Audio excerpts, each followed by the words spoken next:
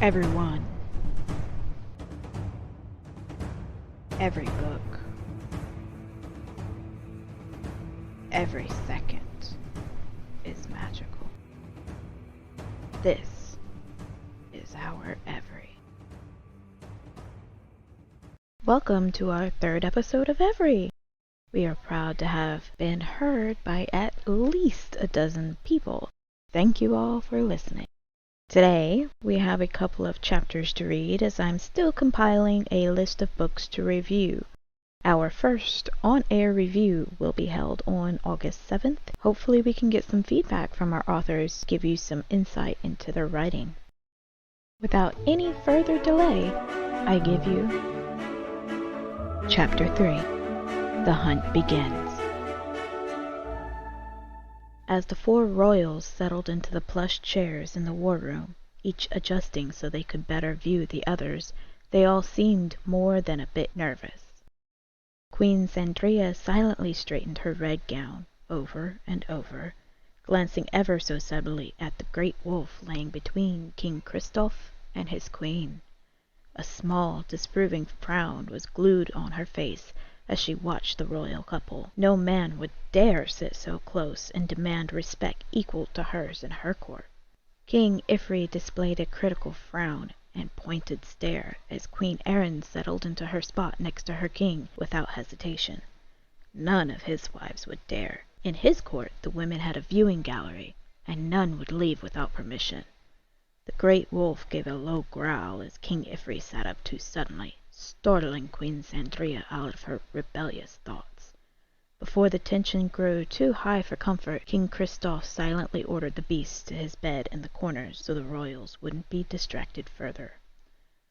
You asked me to detail what tasks your daughters have to look forward to, what dangers await them, how should they prepare to assist and be tested in the future queen on this hunt? He paused and considered his answers to the royals before him. The Prince Heir coronation hunt is not like any other. In normal circumstances, the prince only takes 2 men with him as guard. It is the prince's task to commune with the gods at the prayer rock, then capture and tame a wild beast, making it his lifelong animal companion. Abner was my beast to tame. What entails this time, we will have to discuss. Again he stopped to allow for the king and queen to consider his words. I predict each of the ladies will have a part to play, a task to perform, which will push them to their limits before the group can return victorious. Danger will be an obstacle they will need to overcome before they can bond the animal to its master for life. King Kristoff frowned at the prospect of putting the ladies in danger, knowing it must happen. Fighting his inner conflict, he waited for reactions from the others. He looked to each of the royals, attempting to gauge their acceptance of the danger their offspring will be put into. So, my daughter will be placed in grave danger? Queen Sandria looked at King Kristoff in fright and trembled at the thought. I have 2 of marrying age. Should both be sent then? Troubled thoughts played across her face as she pondered the fate of the ladies she would send, possible deaths of both of her heirs. I don't believe I could put my heir to the throne in that sort of trouble, and her sister has made it quite clear she detests the idea of marriage to any man. She would do as she is told, of course, but the responsibility will weigh her down. Your Grace, as your eldest daughter stands to inherit your throne, as is your custom, I would not dare to ask for your firstborn in this task. I would be glad of the company of your second daughter, whom we all know can defend herself. Though she detests marriage at this point, maybe she would be open to adventure. She rides well, I am told. She uses the dual daggers better than most of the Queen's Guard. He smiled at the prospect of seeing such a woman, intelligent, strong, and capable at his son's side. You have heard well, Majesty. She aspires to protect our people with her life. Court life has never tamed her. She would head my guard if a woman was allowed. I refuse to let her waste her gifts as such. I will consult her on the matter. Taming a wild beast might suit her. She gazed at Abner as she said the last, thinking of how the animal came to be so obedient. "King Everi, your daughters, I understand, do not inherit your throne, but are married off. Do you have a daughter who would be up for the task?" King Kristoff observed the Snake King, fully aware of his views on the value of his women. His princesses would be thought to be refined and knowledgeable in many subjects, as their kingdom was well known for the vast library it contained. "My eldest daughter has shown a penchant for using magic. Her herbal knowledge far exceeds that of any others. She has proved to be an excellent writer and linguist. I will speak with my Simbai regarding her cooperation." The dismissive gesture ensured the king he would need to speak with the Simbai to gain further knowledge. "He acts as if he doesn't even know his daughter. She could eat the plants for all he knows." Queen Erin snorted as she took a sip from her teacup, covering herself with a cough. She glanced pointedly at King Kristoff, humor dancing in her eyes. Inwardly, King Kristoff sighed at the thought, knowing it would be disrespectful to ask more about the young lady. "As to the details of what will happen, I may only tell you of the first ritual. The following events are unique to each hunt. Tomorrow morning, before dawn, the party will ride north on sturdy horses for half a day to the camp at the Prayer Rock. The ladies will be made comfortable for the day, while the heir makes the 50-foot climb by hand. To ensure he uses only his strength, his wings will be tied. At the top, he will sit till dawn, praying for guidance and listening to the wind. When he descends, he will know of their destination, but not of the dangers of the journey. The winds will give him an image to follow of danger in the strait. It will lead him to his creature, but will not show him what it is. It is up to his instincts to lead him to the correct animal. There may be more than one. At that point, it will be which to kill and which to keep, for the safety of his people. Upon his safe and successful return, we will have a banquet, the wedding, and then celebrate the coronation of our heirs." The silence that filled the air as the royals digested what this meant was palpable. It took several minutes before any was able to speak. It was Queen Cendrilla who broke the silence. "I will prepare Kira for her role. She will help your son with her strength, cunning, stealth, and intelligence. She will see the beast tamed, and I will see her married. Should your son choose her, she will provide a strong queen to rule with. My eldest could never go through such a trial. She hasn't the strength." She ended in a whisper, not wanting to reveal the weakness of her heir. "I shall consult my Simbi and her sister wives on which of the 3 marriageable daughters would complete such a task. The eldest may have the ability to heal, use herbs, and use magic well. Her sisters have other abilities that may suit better. I do not know if Kaylee would be able to perform such a task. Lista chooses her own path and is very stubborn when taught the ways of women in my court. Her sisters conform well and will have better control over themselves. She may thrive in your court with different customs." King Everi bowed his head, thinking assisting with a task so important should not be left to women. Men should be the only ones protecting the kingdoms. "Whichever you send, they must choose a guard they trust with their lives. My son will choose 2 to assist him. All will be under the prince's care while they are out, but they will need to be armed and prepared to fight if it comes to that. The guards have been trained not to interfere in the tasks ahead. They will be there to protect the prince from interference, sabotage, assassins, and assist with the initial ritual. Now, to the other matters which weigh heavily in our traditions. It is fated for the royal couple to magically bond upon marriage and consummation. They will hear each other's thoughts, know their feelings, and be able to get a sense of their locations. They will learn, as we have, to control or block their thoughts and feelings. Lastly, his death would bring about a swift end to her life, and vice versa. Now you understand why only the family is privy to the details. Have you any objections to this bond?" The question hung in the air, like a dark cloud, none willing to touch the subject. Of course, the princess would be taught quickly, as we were, to control the bond. They would never be in any danger of losing themselves. They would gain an instant connection, and the love that grows from a bond is strengthened by the honesty between the two.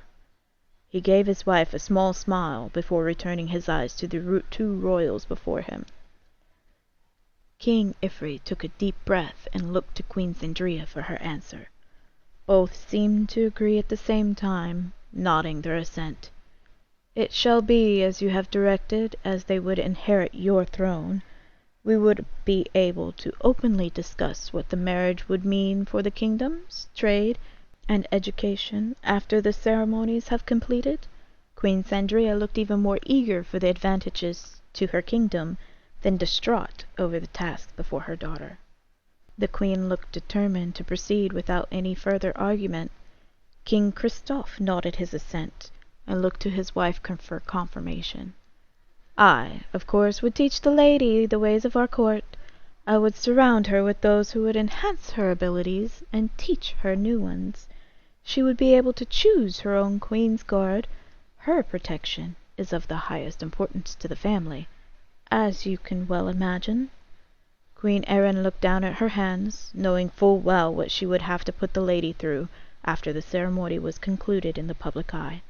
The tasks of the queen were significant, and the bond interfered when new, especially when one was thinking of knightly activities, while the other was attending to serious business. The bond training would have to come first, and fast. It is decided, then. I will prepare for my daughter. You should go and inform your daughter. They will both need guidance and rest before the morning. King Everi rose from his chair and bowed himself out the room. Without further thought, Queen Zandria followed behind him after paying her respects to her royal hosts. King Christophe stared after retreating backs and thought of the night before his hunt when he was told of the bond. He lowered his head into his hands, silently thanking the gods that the royals did not deny his requests. The strait needed unifying before the darkness descended, and it would be very soon. His thoughts fell on his son, and the requirements left to him this evening before he could rest. His wife looked at him, knowing his thoughts, seeing what must be done now. Would you like me to stay? You know he responds better to me, she asked in a soft voice that belied her anxiety. All she needed was the nod before she spoke again.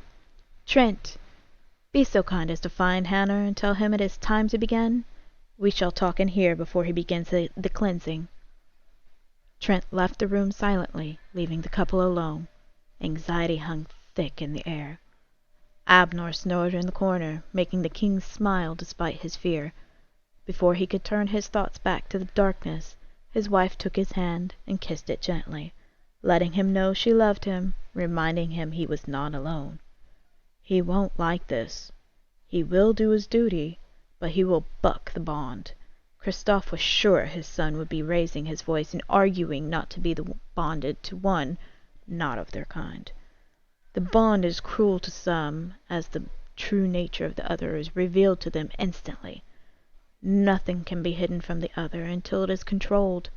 History has seen lovers united and bonded only to have the bond unveil the pure malice of one party. Unfortunately, the bond cannot be reversed or removed to prevent the death of either one of the couple. In cases where the couple were mentally unstable, their lives ended quickly after the birth of their first heir. The bond was performed after the consummation. The couple was protected vigilantly from suicide and murder. The toll on the mind is great and requires strength to overcome and tame the bond. The weak-minded cannot function under the extreme stress.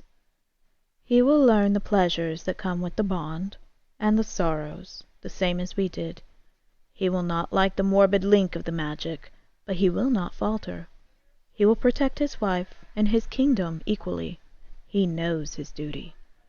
Queen Erin felt as though she was assuring herself as well as her husband. They didn't have long to ponder on his reaction. Prince Hanner strode through the door at that very moment. "We are to begin, then. What is the first assignment I am meant to undertake? I understand there will be many in the days to come." Eager to please his parents and get the test begun, he stood in front of them and took in their concerned faces.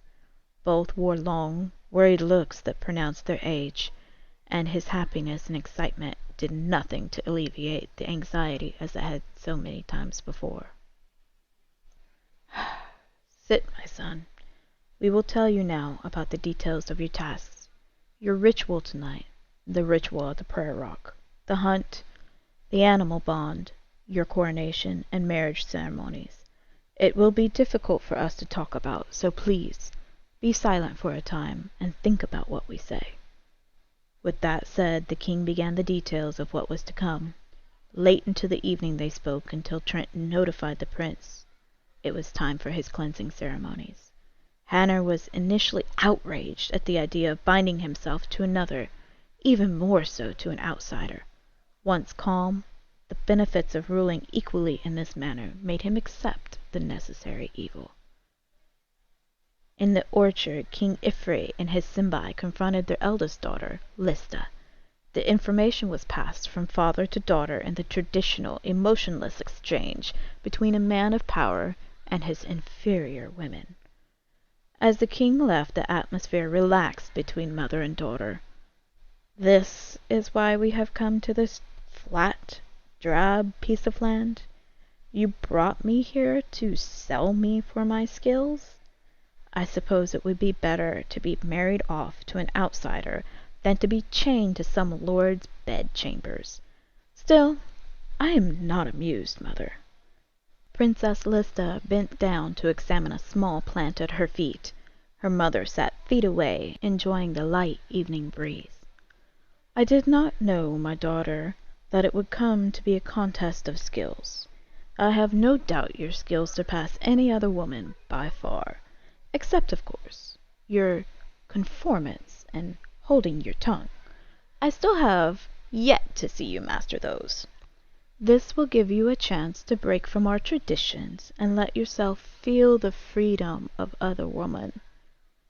Contempt will not aid you in your tasks, so let it go. It's past time you have married anyways."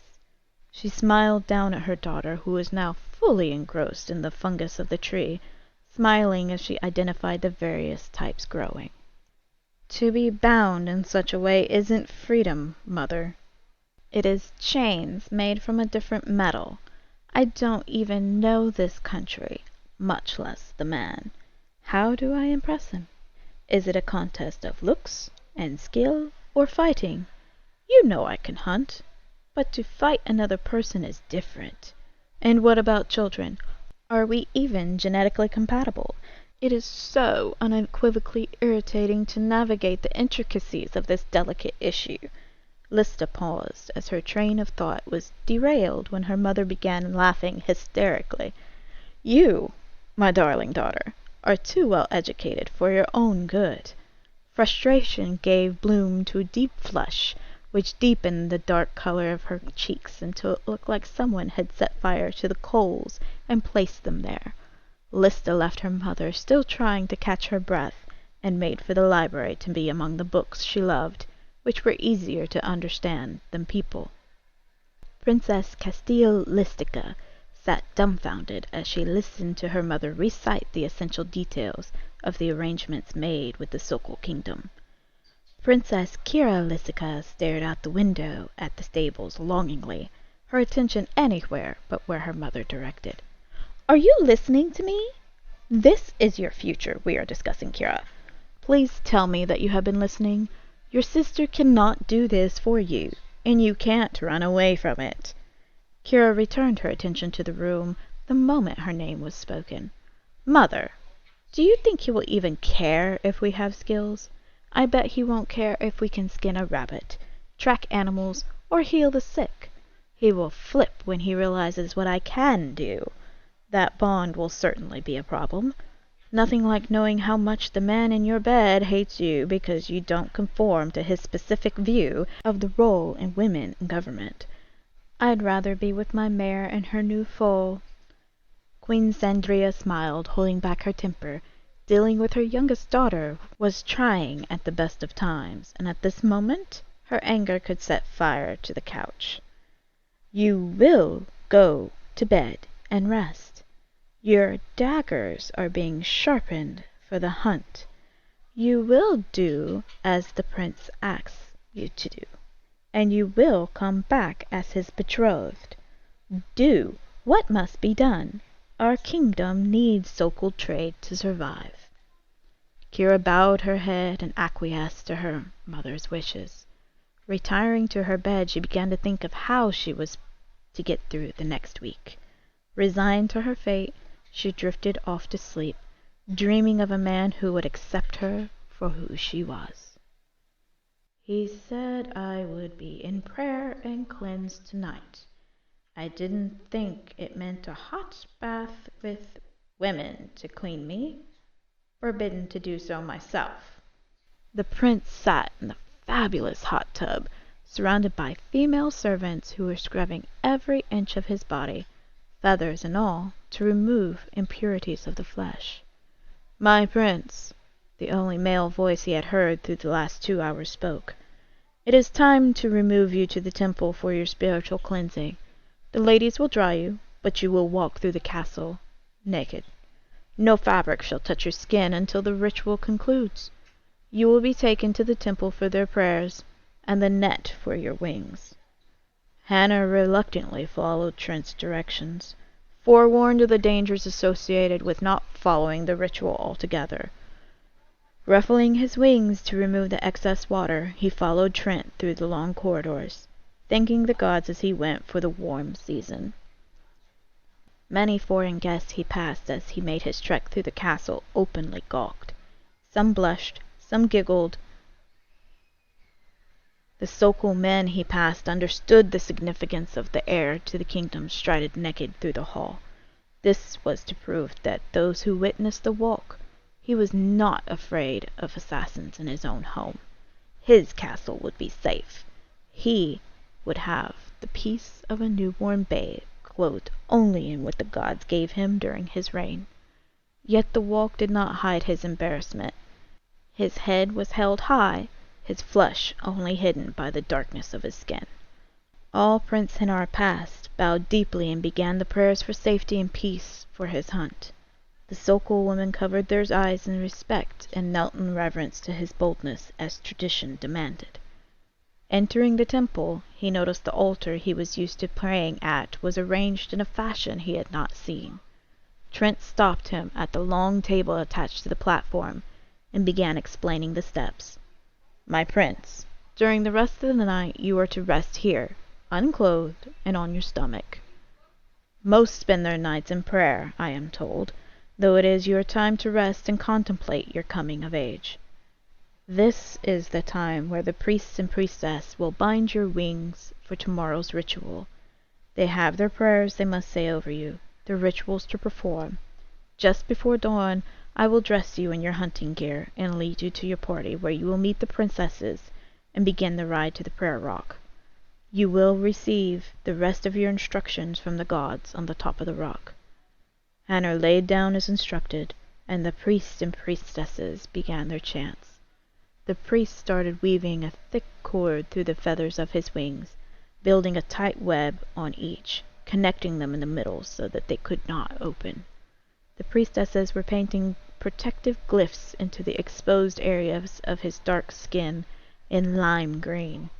The color stood out among his skin well, and if looked at too long, appeared to change and move. The prince rested there listening, dwelling on the bond he had just learned of this evening. I wonder if this strange bond came as a shock to the princesses, too. It is shocking to know my parents have this bond. It does explain their equal rule and lack of arguments typical to those married I have witnessed. I will do what I need to do. I wonder if the bond will work the same. Time will tell. What if the princesses refuse, and I have no other options? I cannot hold the crown as heir without a wife. It would break tradition. The lesser lord's daughters wouldn't strengthen the kingdom. I must assess them, find their gifts, and use them. Only then could I tell which of the princesses would suit me the best. Before long, the prince's pondering and prayers drifted him off to sleep, as the priest and priestess kept up their prayers through the night. As promised, before the break of day, Trent returned with the traditional gray hunting suit and the prince's favorite weapons, his extravagantly carved oak bow and great sword. Gently he shook Hanner awake and assisted him with his gear. Now, we join your party, for you must get to the prayer rock before noon today. Climb the rock before sunset and commune with the gods. Listen to the wind, and it will tell you where to go. Be swift in your task, for you only have 5 days in which to return. Send the servant at the camp back to the castle with the location the gods have given you, so that we may pray for your safe return. Do not forget you only have till the end of the week to complete the hunt, wedding, and coronation. Oh, and if I may say so, your highness, happy name day. Blessings of the gods follow you. Trent bowed low to the prince, and gestured out to the courtyard. Stepping into the courtyard in the pre-dawn light, he was greeted by many who were knelt in prayer seeking his safe return. Tradition demanded he said no goodbyes. The king never leaves his people. He carries them in his heart wherever he goes. Queen Arene watched from her prayer pillow as he walked by, and she let a single tear escape from her eyes. She was forbidden to speak with him, even just to wish him a happy name day, as she had done every year for the last 19 years. The horses were gathered with his 2 guards. He had known both since he could walk. Princess Kira, dressed in a tight black pants and a loose tunic of red, sat atop her large horse at ease, dual daggers at her side. She seemed distracted, tilting her head as if listening to someone speaking to her.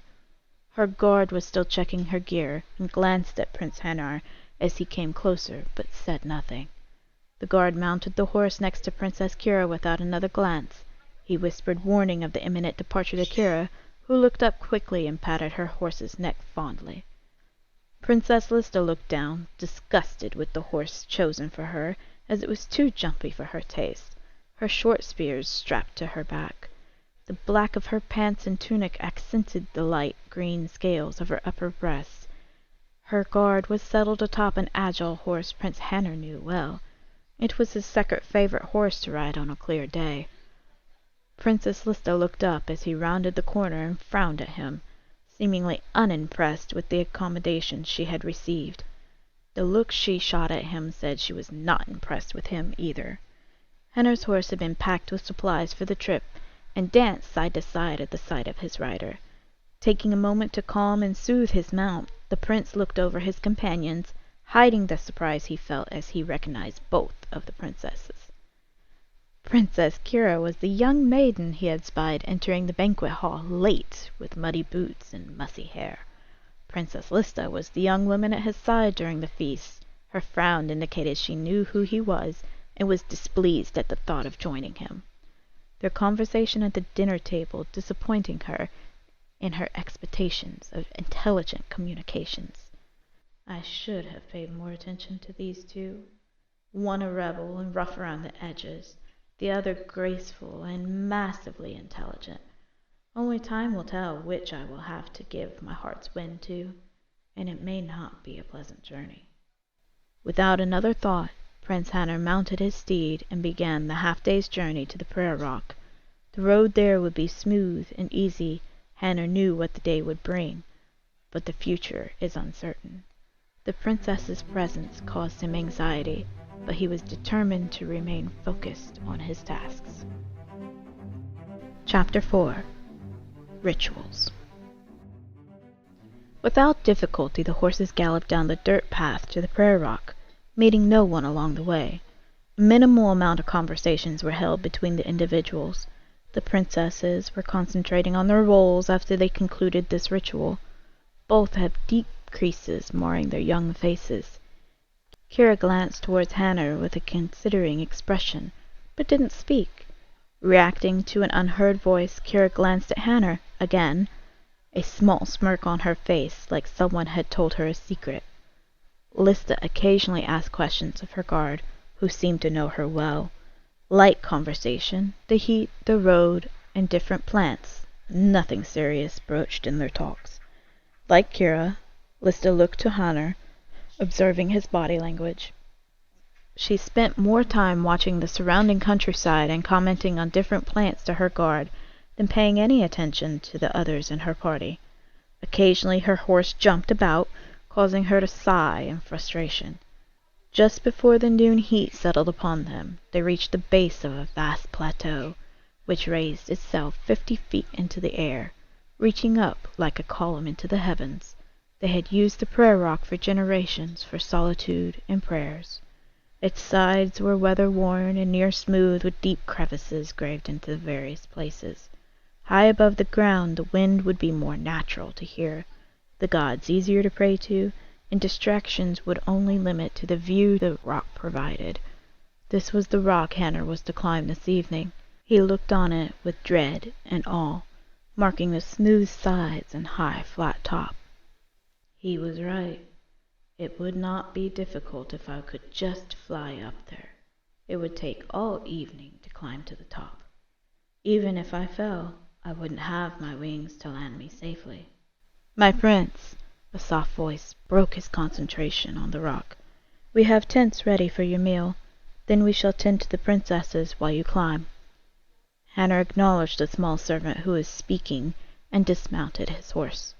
Looking around to his companions, he noticed Kira was gazing to the top of the rock. It startled him when she said, I have seen nothing natural so high. It will be a task.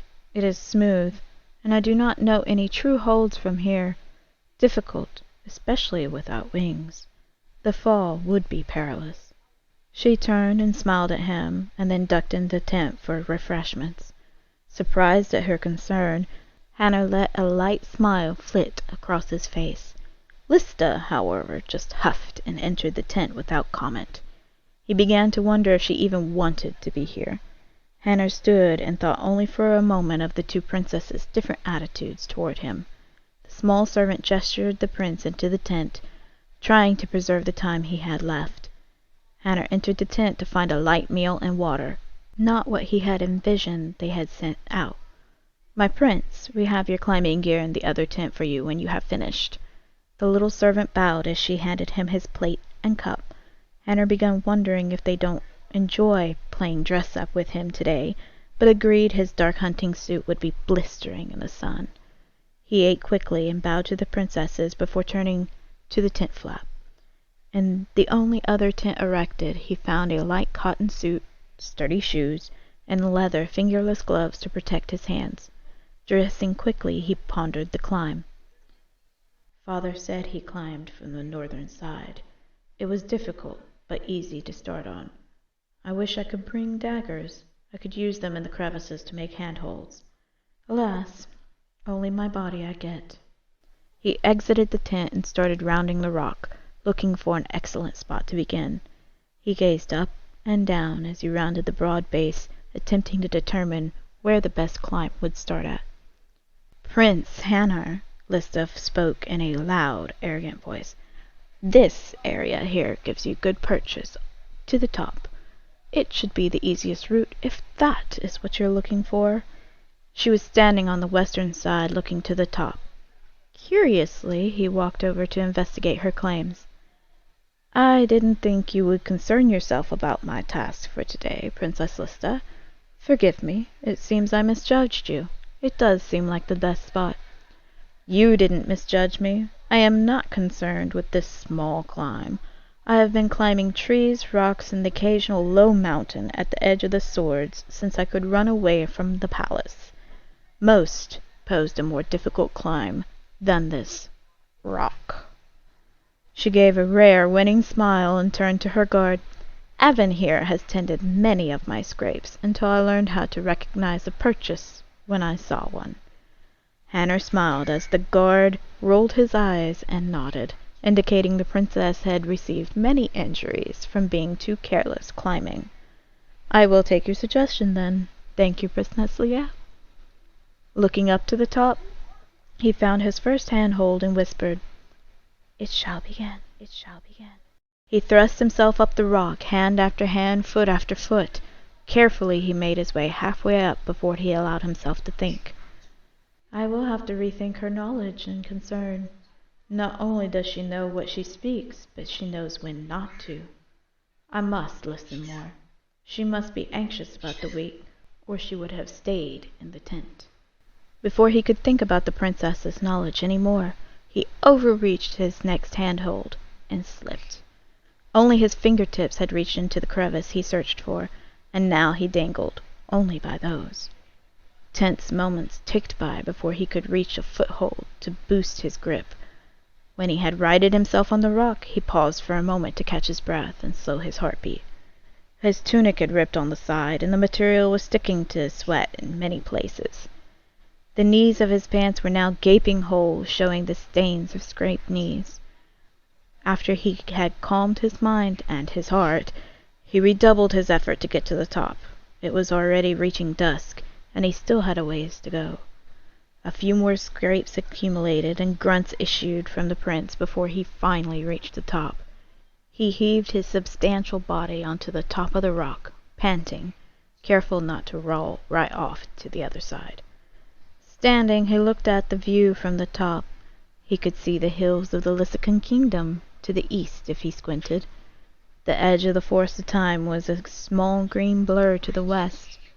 His country to the south was more visible and glared in the setting sun. Shock filled his countenance as he gazed at the top of the rock. They had prepared him to find just a flat surface on which he would sit and pray. Instead, the entire head was instructions and advice. In the middle was a small rod driven into the rock with a new rope, canteen, and an attached note. "My dear son, if you make it to the top and have enough light to read this, read the history of the ritual. Each is tested in their own ascent to the crown. Each has help from that day forward. You have reached the crown of the prayer rock. I offer your way down as the first to assist you. Your mother offers you water to aid in your thirst. We would have you know that you hold in our prayers and our hearts, so do not feel you complete this task alone. Heed the young princesses with you. They have more knowledge than is apparent. The darkness is coming soon, and they will aid you. Their value is yet to be discovered, and their own families have yet to know their worth. They may each have been given instructions and advice on how best to assist you. Judge them for yourself. Speak with them and watch their actions. They may surprise you with their opinions if given an option to speak freely. Pray for your reign, my son. Pray for your marriage. Pray for your animal. Pray for your heirs, the future of our kingdom. Listen to the cries on the wind. They will tell you of your beast. Go and tame him, and return to us safely. King Christoph Sokol." Hanner started reading the carvings, telling of the first coronation and the prayer rock. A king must be tested, have strength, endurance, flexibility, knowledge, and be able to accept help. King Dover's wings were broken from the difficulties he faced on his journey. They thought him too weak. He climbed the rock, he prayed, and climbed down unassisted. He proved his strength and endurance, and at the bottom, his guards had been killed in the night by a great panther. He used his knowledge and tamed the beast, riding it home where he was married, then crowned, beginning our history as we know it. All shall be tested in like manner. Those who do not pass shall die trying. Hanner finally understood the ritual's importance. He thought for a moment of all the crowned princes in the past who had done the arduous climb. How many did the rock kill? How many were murdered by their beast? He drank deeply of the water and settled down to begin praying and listening to the wind. He wondered as he rested precisely what activities the princesses would partake in while he was sat at the top and meditated on his future, as one of them would surely be a part of it soon. Dusk had arrived, and both the princesses were watching the prince climb the last feet to the top. Kira let a sigh of relief out when she could no longer see him. Lista simply stated, "Now we wait." She settled into the cushioned bed she had the servants bring out of the tent, and began her watch. Kira returned to the canvas, disappearing for a moment, and gathered her tools to sharpen her daggers again. When she returned, she settled on the ground and glanced up at Lista. "What did they tell you were to happen in the next 7 days?" Lista turned her gaze to Kira, considering the woman before her. "They told me we would be hunting. The way would be dangerous and trying. I was told to use my magic and healing abilities. After we return, one of us will be the chosen, married and crowned." Nothing more was said, though I expect it will be more difficult and more involved than they let on. Prince Hanner will test us to see who he values more. He may even blossom feelings for one of us. It doesn't matter anyway. We will learn what he is really like with this bond. She rolled her eyes as she said the last, not believing a word of the statement. "My father didn't seem to care if I returned with or without the prince's attention. He seems to think I am only capable of a small amount of healing and herbalism. I've read nearly every tomb in our library. I continue to develop my magical abilities. I'm sure your mother expects the best from you." Kira shook her head. "She sent me because I have displayed no interest in ruling our kingdom. I prefer to work with animals and train with my daggers. I enjoy adventure. I think she would like to be rid of me. My sister will marry soon and continue the lineage of strong Lysican rulers." Kira continued, "I was told just as much as you. My skills might be tested. Prince Hanner's horse seemed to know exactly what to expect. He was telling me some details of their rides, and that I found amusing and quite shocking. Prince Hanner seemed so stiff and unemotional the first time I saw him. It seems our prince has a soft spot for his animals. Your horse is his second favorite and is jealous he wasn't chosen by the prince. That's why he was so jumpy. I was informed we are to hunt this dangerous animal, and there's a darkness coming, which will place us all in danger. We will have to be vigilant to keep the prince alive." "You're an animal telepath? I thought all Lysicans only moved the earth. You might prove more useful than I do. I do not mind. I am not sure if I was offered the crown if I would accept it. I would be tied down, and that strange bond to the prince would drive me insane. Someone in your head telling you how to be, where to go, what not to do." She turned to her table beside her to make healing poultices as she waited, her emotional outrage and disgust accenting her moves. Silence came over the two as they kept their vigil, occasionally glancing up to the top of the rock. A sweetly sick smell began to fill the air, irritating Kira's nose. "What are you mixing? Its smell is strong and noxious." Kira covered her nose and glanced at the bowl in front of Lista. "Our prince will need his paste when he climbs down in the morning. I can taste his blood in the air. We have a great task ahead, and it will not do any good if they can smell his blood a mile away. Though, maybe I should let him bleed. I could return to my books and be done with his whole irritating circus." "You are right, of course. I shall retire and rest. Call me if there are any changes. We will all need our strength tomorrow. Good night." Lista nodded as she finished the paste and settled back into her cushions, and looked through the darkness on top of the rock. She watched the stars twinkle above and thought more on the bond. Irritating as it might be, I could see some advantages this bond would have between equal ruling sovereigns? I wonder how far the reach is. Can you block it? Grow it? Use it to enhance feelings or sensations? The description she had been given by her father bothered her, and reminded her of something she had read long ago. I couldn't exactly remember. She began praying for their safety through the next days and drifted off to sleep. In the pre-dawn light, Prince Henner regained the ability to see his hand again. He had rested part of the night, prayed for the safety of his people, his princesses, and his wild animal. For the last few hours he had sat and listened to the wind whipping around him, but it had not spoken. Discouraged, he lay flat on his back and looked up to the heavens. The last stars twinkled at him, taunting his lengthy stay. It was only then he heard it. We hear your prayers, young prince. Your reign will be strong and long. Dangers await in your future, near and far. The darkness will descend upon you, and you will light the way. The assistance you seek lies with you and within you. You will break tradition with your marriage. Your bonding will be the strongest in history, and quickly controlled by your counterpart. As for your beast, he hunts today near the Valley of Swords in the Forest of Time. He will kill many before you defeat him. The old temple of Vismage is where he will begin.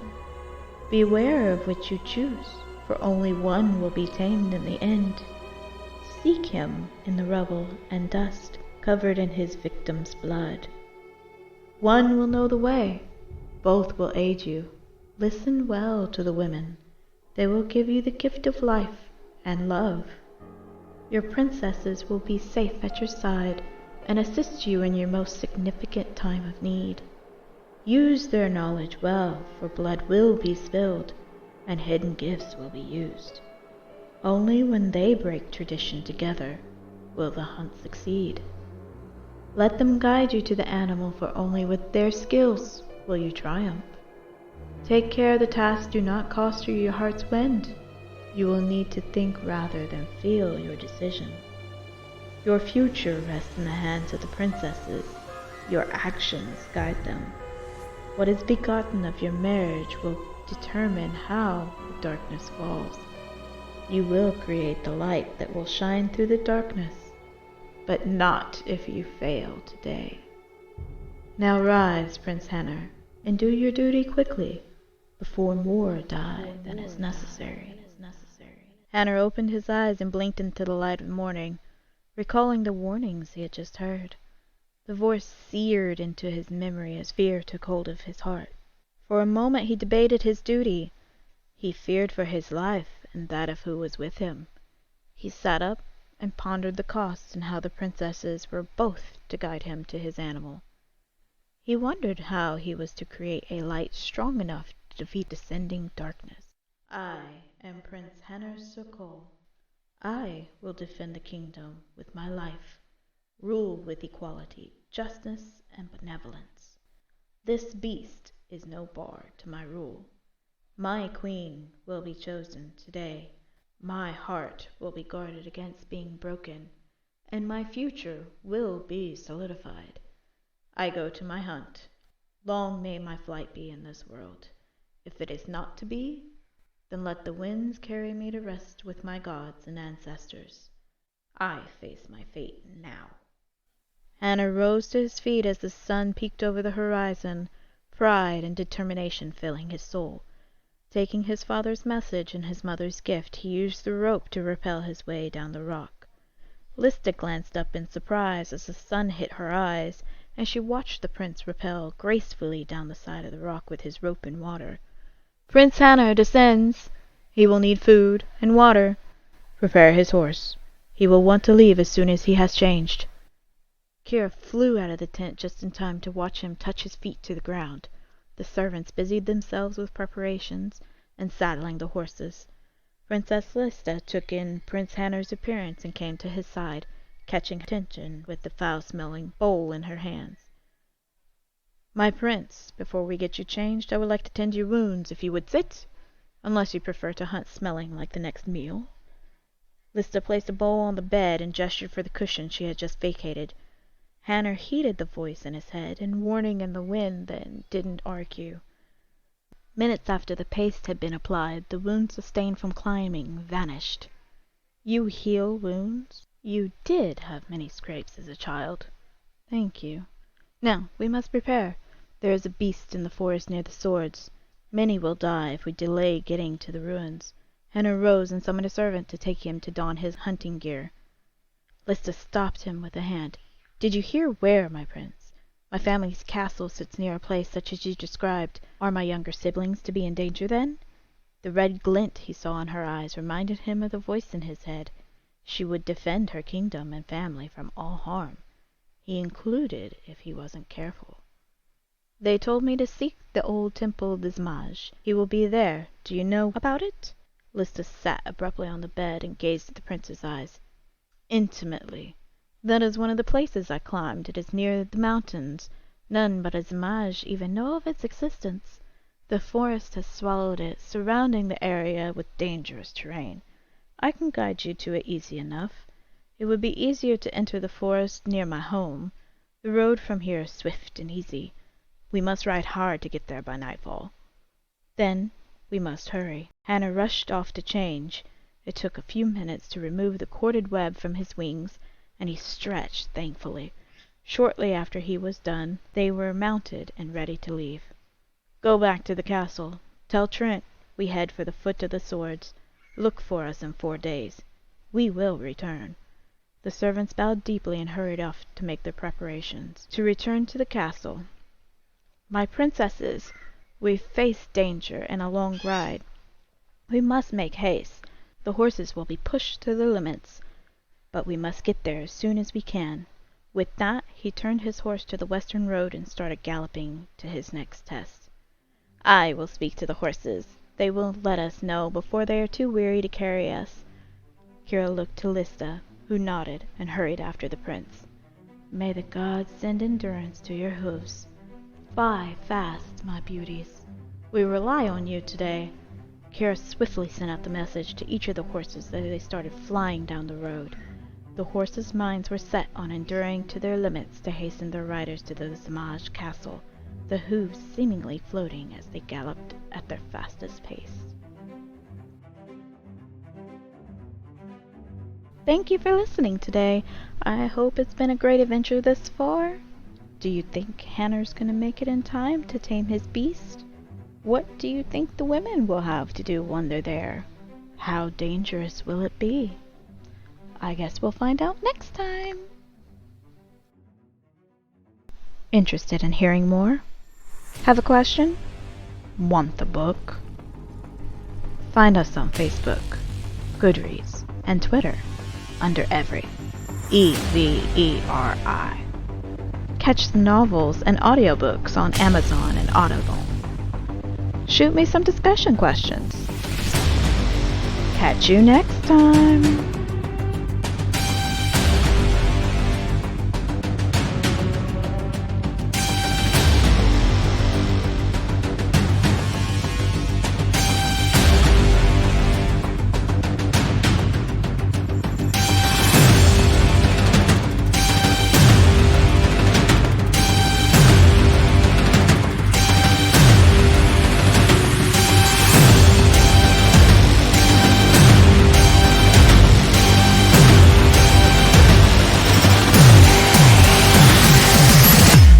This is Everi.